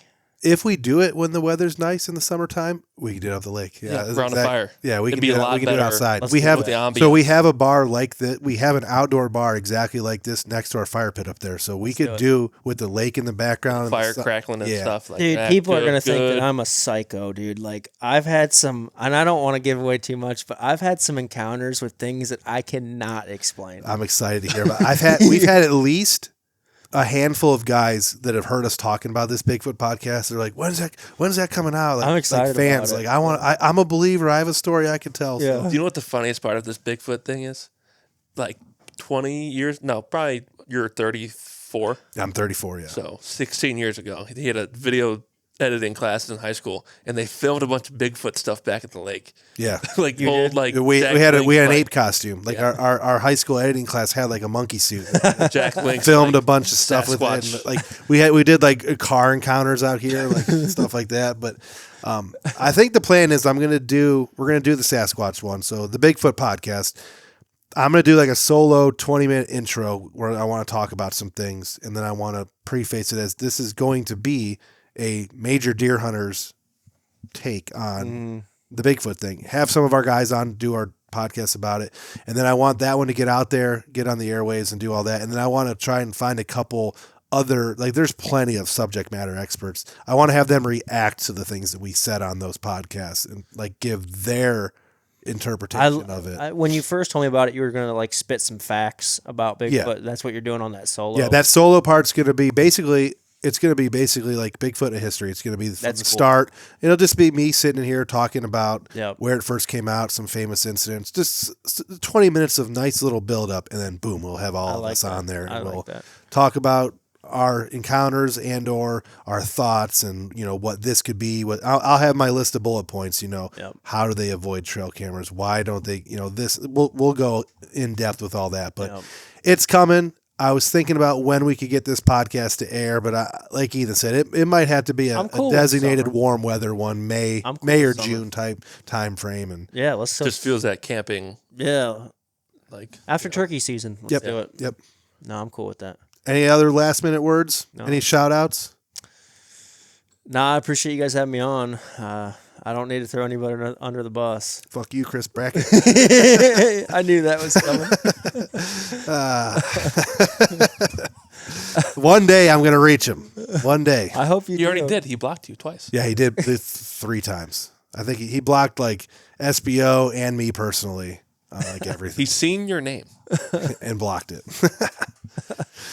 All right, guys. Deer Shot Podcast, episode 82. Born Again Matt, me and Ethan. We're out. Peace. See ya.